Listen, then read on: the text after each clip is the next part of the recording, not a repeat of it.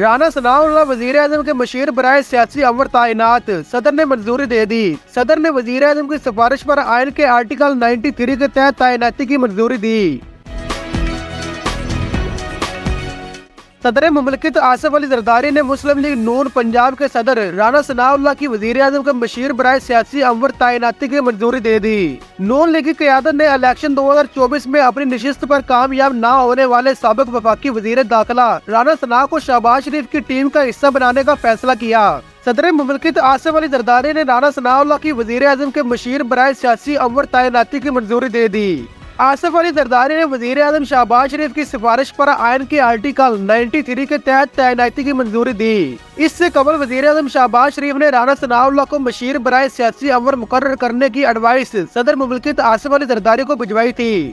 صدر مملکت کی منظوری کے بعد رانا ثناءاللہ کی تقرری کا نوٹیفکیشن جاری کر دیا گیا۔ رانا ثناءاللہ وزیر اعظم کی طرف سے سیاسی جماعتوں کے ساتھ رابطوں کا کام کریں گے اور ان کا عہدہ وزیر کے برابر ہوگا۔